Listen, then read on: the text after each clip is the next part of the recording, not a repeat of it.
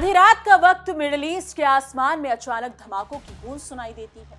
Hormuz के पानी में युद्धपोत आमने सामने आ जाते हैं, ड्रोन उड़ते हैं, मिसाइलें दागी जाती हैं और ईरान की जमीन पर आग की लपटें उठने लगती हैं। बंदर अब्बास, केशम द्वीप, यहां तक कि तेहरान के आसमान भी विस्फोटकों की खबरें आने लगती हैं। दुनिया को लगता है कि अब सीजफायर खत्म, अब जंग फिर पूरी तरह भड़क चुकी है।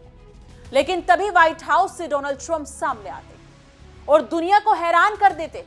कहते हैं सीजफायर अभी जारी है, हमने तो बस ईरान को प्यार की धमकी यानी कि प्यार की थपकी दी है। अब जरा सोचिए, अगर मिसाइल चल रही हैं, अगर ड्रोन हमले हो रहे हैं, अगर शहरों के पास धमाके हो रहे हैं, तो फिर ट्रंप की सीजफायर की बात कर रहे हैं। क्या दुनिया की आंखों में धूल झोंकी जा रही है? कि अमेरिका फिर वही पुराना खेल खेल रहा है, पहले हमला करो फिर उसे शांति मिशन बता दो, या फिर इसके पीछे कोई ऐसा कानूनी और राजनीतिक माइंड गेम छिपा है जिसे समझना बेहद जरूरी है। नमस्कार दोस्तों, आप देख रहे हैं इंडिया डेली का डिजिटल प्लेटफॉर्म और मैं हूं आपके साथ तान्या त्यागी और आपका हमारे इस खास शो में स्वागत है, जहां हम सिर्फ खबर नहीं दिखाते बल्कि उस राजनीतिक चालों, उन कूटनीतिक साजिशों और उन छिपे हुए खेलों की परतें खोलते हैं जो दुनिया की दिशा बदलने की ताकत रखते हैं।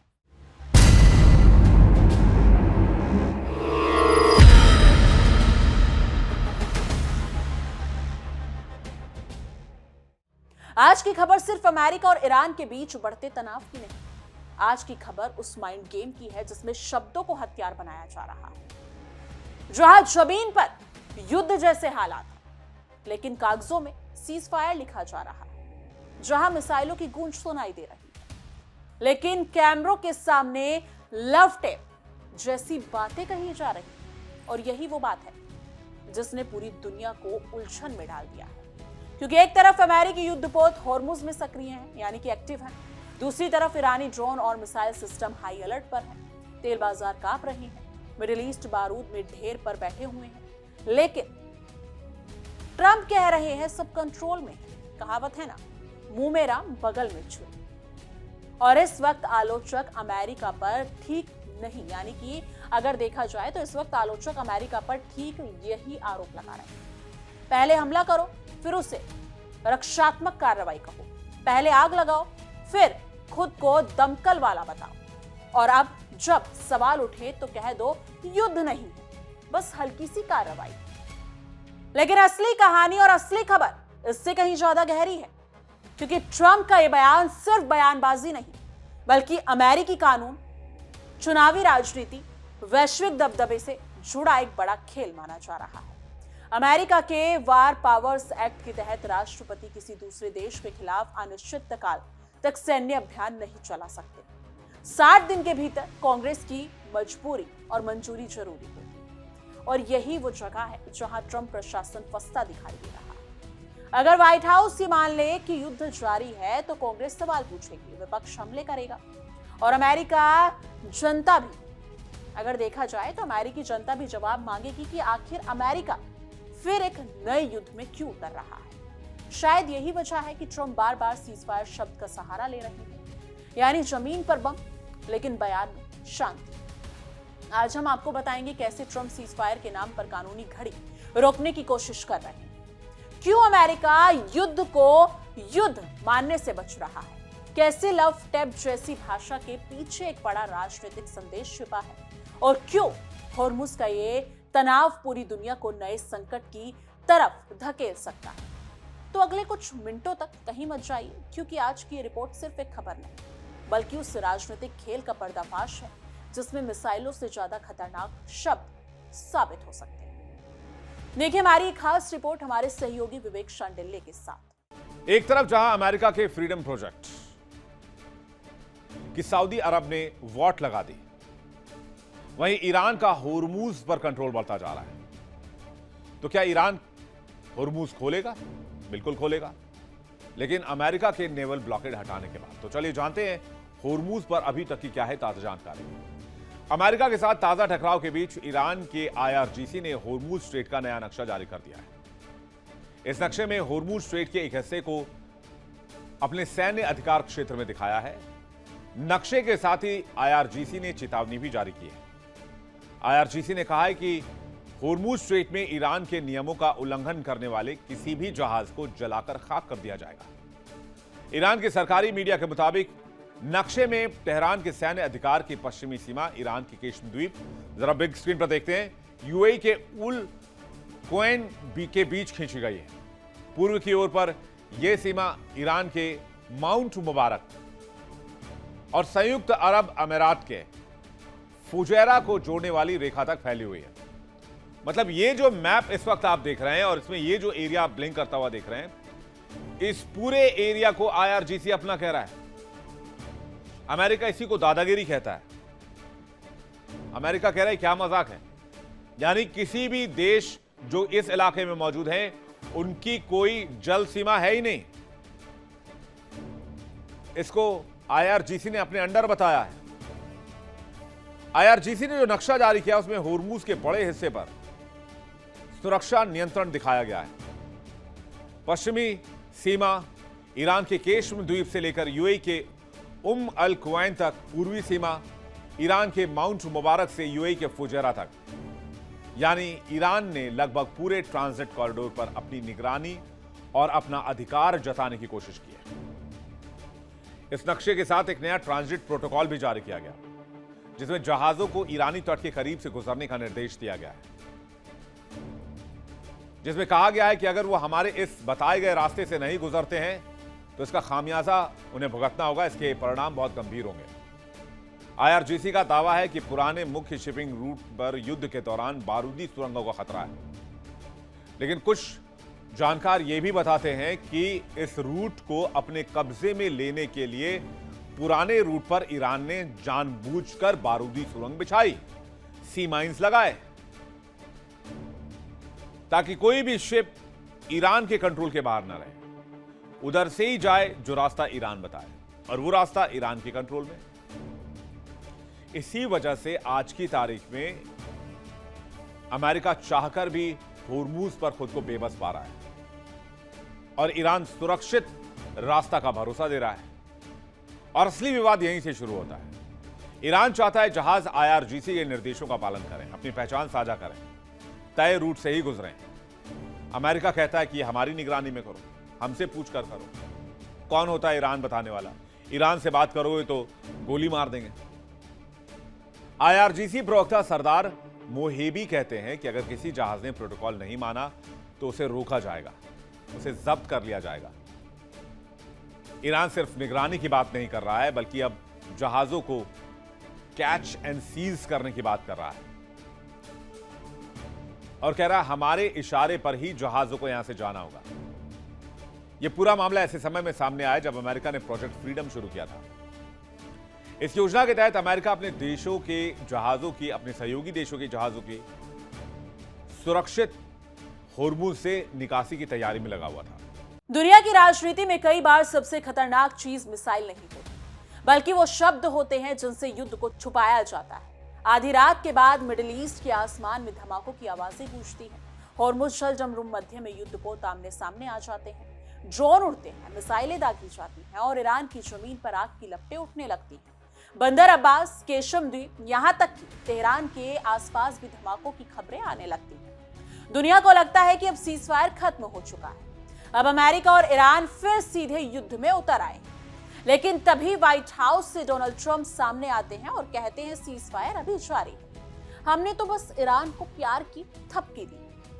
अब सवाल ये उठता है, अगर मिसाइलें चल रही हैं, अगर ड्रोन हमले हो रहे हैं, अगर शहरों के पास विस्फोट हो रहे हैं, तो फिर ट्रंप किस सीजफायर की बात कर रहे हैं? क्या दुनिया को शब्दों के जाल में उलझाया जा रहा है? क्या अमेरिका फिर वही पुराना खेल खेल रहा है, पहले हमला करो फिर उसे शांति का नाम दे? असल में इस पूरे घटनाक्रम को समझने के लिए सिर्फ युद्ध नहीं, अमेरिका की राजनीति, उसका कानून और उसकी वैश्विक रणनीति समझनी है। क्योंकि ये सिर्फ दो देशों के बीच की लड़ाई नहीं है, ये उस माइंड गेम की कहानी है जिसमें ताकतवर देश कई बार शब्दों का इस्तेमाल हथियारों से ज्यादा खतरनाक तरीके से करते हैं। ट्रंप का लव ट्रैप वाला बयान यूं ही नहीं आया, इसके पीछे एक कानूनी खेल छिपा है जो व्हाइट हाउस के लिए बेहद जरूरी हो चुका है। अमेरिकी संविधान और वार पावर यानी कि अगर देखा जाए तो अमेरिकी संविधान और वार पावर्स एक्ट के तहत राष्ट्रपति किसी दूसरे देश के खिलाफ लंबे सैन्य अभियान को अनिश्चित काल तक नहीं चला सकते। अगर युद्ध 60 दिन से ज्यादा चलता है तो अमेरिकी कांग्रेस की मंजूरी लेनी जरूरी हो जाती है। लेकिन ट्रंप प्रशासन के सामने समस्या यही है कि ईरान के खिलाफ सैन्य कार्रवाई शुरू तो 2 महीने से ज्यादा हो चुके हैं और अब तक कांग्रेस से औपचारिक अनुमति नहीं दी गई। यानी अगर व्हाइट हाउस ये मान ले कि युद्ध जारी है तो कानूनी संकट खड़ा हो सकता है। यही वजह है कि ट्रंप बार बार सीज फायर जारी है कह रहे हैं, यानी जमीन पर युद्ध लेकिन कागजों में शांति। ट्रंप की राजनीति हमेशा से आक्रामक बयानबाजी और कानूनी तकनीकों का मिश्रण रही है। वो ऐसे नेता रहे हैं जो कैमरों के सामने ताकत का प्रदर्शन करना चाहते हैं, लेकिन साथ ही ऐसे शब्द भी चुनते हैं जिनसे कानूनी जिम्मेदारियों से बचा जा सके। यही वजह है कि इस बार भी व्हाइट हाउस हमला शब्द से बचता दिखाई दे रहा है। अमेरिकी अधिकारियों की भाषा पर ध्यान दीजिए, वो युद्ध नहीं कहते, सीमित सैन्य प्रतिक्रिया कहते, वो आक्रमण नहीं कहते, रक्षात्मक कार्रवाई कहते हैं। यानी युद्ध चल रहा है लेकिन उसे युद्ध नहीं कहा जा रहा। और यही वो पुरानी अमेरिकी रणनीति है जिस पर दुनिया लंबे समय से सवाल उठाती रही है। इराक में भी यही हुआ है। पहले कहा गया विनाशकारी हथियारों का खतरा है, फिर हमला हुआ, बाद में पता चला कि पूरा नैरेटिव ही कमजोर था। अफगानिस्तान में कहा गया आतंकवाद खत्म करना है, लेकिन 2 दशक बाद अमेरिका खुद थक कर वापस लौटा। लीबिया में लोकतंत्र के नाम पर बम गिरे और आज तक वहां स्थिति नहीं लौट सकी। अब ईरान के मामले में भी दुनिया वही पैटर्न देख रही है। पहले तनाव बढ़ाओ, फिर हमला करो और आखिर में उसे सुरक्षा और शांति का नाम दे दो। लेकिन इस बार हालात पहले से कहीं ज्यादा खतरनाक है, क्योंकि ये लड़ाई सिर्फ रेगिस्तान तक सीमित नहीं बल्कि दुनिया की सबसे अहम समुद्री नस तक पहुंच चुकी है। हॉर्मुज जलदम मध्य, यानी कि स्ट्रेट ऑफ हॉर्मुज, जहां से दुनिया का लगभग 20% तेल गुजरता है, आज युद्ध का केंद्र बन चुका है। हर गुजरते दिन के साथ ईरानी ड्रोन और अमेरिकी युद्धपोतों के बीच तनाव बढ़ रहा है। समुद्र में छोटी छोटी स्पीड बोट से लेकर भारी विध्वंसक जहाज तक तैनात है। हर जहाज डर के साए में सफर कर रहा है। कई जहाजों ने अपने रास्ते बदल दिए हैं। बीमा कंपनियों ने हॉर्मुज को हाई रिस्क जोन घोषित कर दिया है। तेल बाजार हर नई खबर पर कांप उठते हैं। यानी ये युद्ध सिर्फ मिसाइलों का नहीं बल्कि वैश्विक अर्थव्यवस्था की नसों पर खेला जा रहा है और खेल रहा है। ईरान भी इस बार पहले जैसा नहीं दिख रहा है। वर्षों के प्रतिबंध, आर्थिक दबाव और लगातार अमेरिकी धमकियों के बावजूद तेहरान ने साफ कर दिया है कि अब वो सिर्फ बचाव की मुद्रा में नहीं रहेगा। ईरानी रिवॉल्यूशनरी गार्ड्स ने लगातार समुद्री गतिविधियां बढ़ाई हैं। ड्रोन उड़ाए जा रहे हैं, अमेरिकी जहाजों के पास स्पीड बोट्स देखी जा रही हैं और कई बार मिसाइल अलर्ट तक जारी हो चुके हैं। ईरान का संदेश साफ है, अगर उस पर हमला हुआ तो जवाब मिलेगा। और यही वो चीज है जिसने अमेरिका को भी असहज कर दिया है, क्योंकि वॉशिंगटन जानता है कि मिडिल ईस्ट में युद्ध शुरू करना आसान है, लेकिन उसे नियंत्रित करना बेहद मुश्किल, खासकर तब जब तेल के रास्ते दाव पर लगे और चीन, रूस जैसे देश हर हलचल पर नजर रख रहे हैं। इस पूरे संघर्ष में ट्रंप की घरेलू राजनीति भी बड़ी भूमिका निभा रही है। अमेरिका में चुनावी माहौल हमेशा से युद्ध और राष्ट्रवाद से प्रभावित हो रहा है। ट्रंप अपने समर्थकों के सामने कमजोर दिखने लग रहे हैं और दिखने नहीं भी चाहते। यानी कि ट्रंप अपने समर्थकों के सामने कमजोर दिखना नहीं चाहते हैं। वो खुद को ऐसा नेता दिखाना चाहते हैं जो अमेरिका की ताकत का प्रतीक हो। लेकिन दूसरी तरफ अमेरिकी जनता लंबे युद्धों से थक चुकी है। इराक और अफगानिस्तान की यादें अभी भी अमेरिकी समाज में जिंदा है। हजारों सैनिकों की मौत, अरबों खरबों डॉलर का खर्च और अंत में अधूरी जीत, इन सब ने अमेरिकी लोगों को नए युद्धों से सावधान कर दिया है। इसलिए ट्रंप एक बहुत नाजुक संतुलन साधने की कोशिश कर रहे हैं। उन्हें ताकतवर भी दिखना है, लेकिन एक और अंतहीन युद्ध शुरू करने वाले राष्ट्रपति की छवि से भी बचना है। यही वजह है कि वो लव टैप जैसी भाषा का इस्तेमाल कर रहे हैं, ताकि हमला भी दिखे और युद्ध भी आधिकारिक तौर पर युद्ध ना लगे। लेकिन आलोचकों का कहना है कि ये सिर्फ शब्दों की बाजीगिरी है, क्योंकि जमीन पर जो हो रहा है वो किसी भी मायने में सीमित कार्रवाई नहीं लगता। ईरान की जमीन पर विस्फोट हुए हैं, अमेरिकी युद्धपोतों और ईरानी ड्रोन के बीच टकराव हुआ है, हॉर्मुज में जहाजों की आवाजाही प्रभावित हुई है। यानी हालात लगातार विस्फोटक होते जा रहे हैं। कई रणनीतिक विशेषज्ञों का मानना है कि ट्रंप प्रशासन जानबूझकर कानूनी परिभाषाओं के पीछे छिप रहा है। अगर युद्ध को युद्ध मान लिया गया तो कांग्रेस सवाल पूछेगी, मीडिया दबाव बढ़ाएगा और अमेरिकी जनता को भी जवाब देना पड़ेगा कि आखिर अमेरिका फिर एक नए संघर्ष में क्यों फंस रहा है। इसलिए व्हाइट हाउस इस पूरे संकट को सीजफायर के बीच हुई घटनाएं बताकर पेश कर रहा है। दूसरी तरफ ईरान भी इस बयानबाजी को अपने तरीके से इस्तेमाल कर रहा है। तेहरान अमेरिकी हमलों को अपनी प्रतिरोध नीति का सबूत बता रहा है। ईरानी मीडिया लगातार ये दिखाने की कोशिश कर रही है कि अमेरिका जितना ताकतवर दिखता है उतना नियंत्रण में नहीं।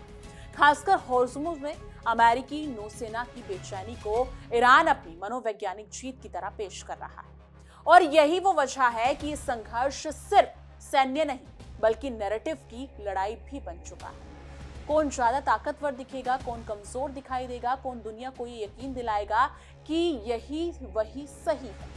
ये लड़ाई अब सिर्फ मिसाइलों से नहीं, कैमरों, सोशल मीडिया पोस्ट और प्रेस कॉन्फ्रेंस से भी लड़ी जा रही है। सबसे दिलचस्प बात यह है कि इस पूरे संकट में शब्द और वास्तविकता के बीच की दूरी लगातार बढ़ती जा रही है। जमीन पर युद्ध जैसी स्थिति है, लेकिन कागजों में सीजफायर, समुद्र में तनाव, लेकिन बयान में स्थिति नियंत्रण।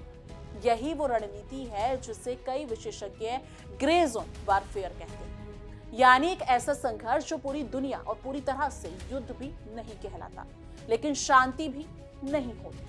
और यही चीज इसे और ज्यादा खतरनाक बनाती है, क्योंकि जब युद्ध औपचारिक रूप से घोषित नहीं होते तब उसकी सीमाएं भी धुंधली हो जाती। कौन सी कार्रवाई कब बड़े युद्ध में बदल जाए इसका अंदाजा लगाना मुश्किल हो जाता है। इस पूरे घटनाक्रम का असर सिर्फ अमेरिका और ईरान तक सीमित नहीं है।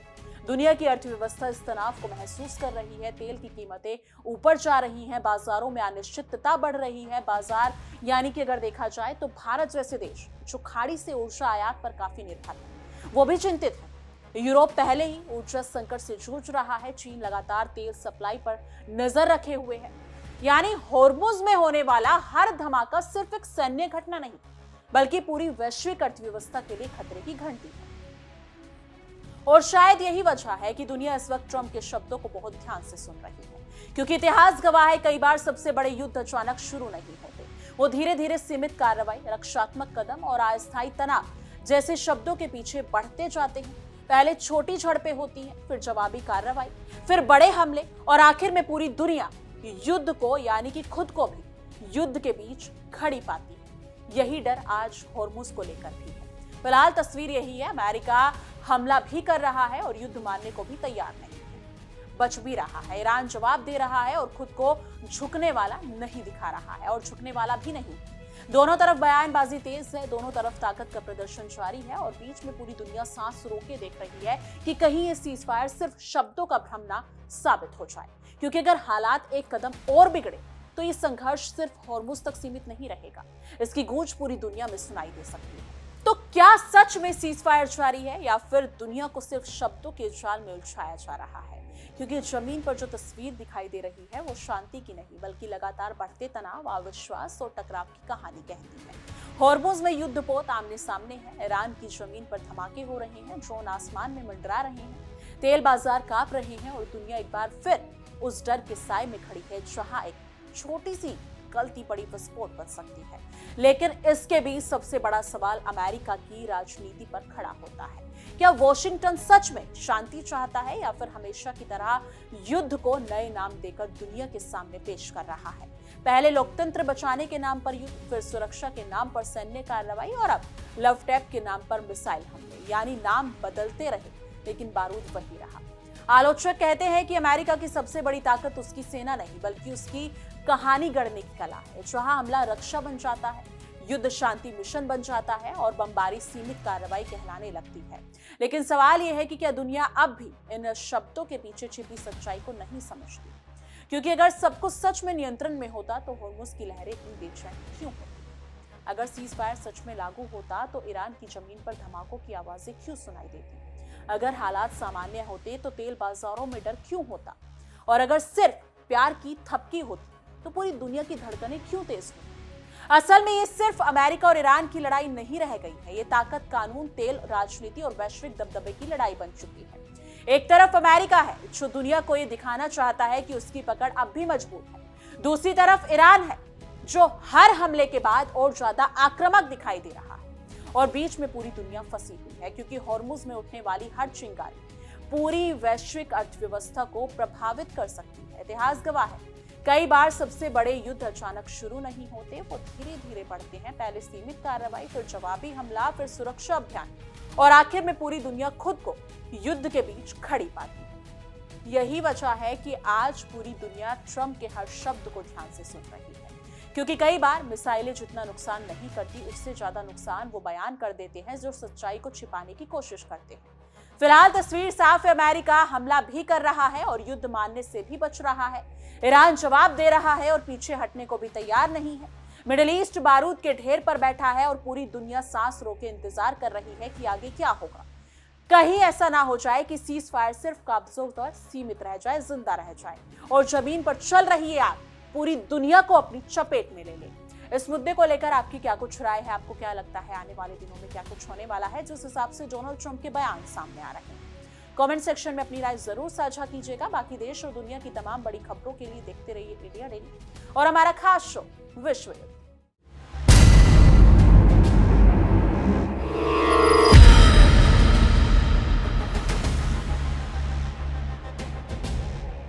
देखिए इंडिया डेली 24/7 अब आपके स्मार्ट टीवी पर। इंडिया डेली मौजूद है सभी डिजिटल प्लेटफॉर्म पर लाइव और लगातार। इंडिया डेली 24/7 हर दिन राष्ट्र को समर्पित।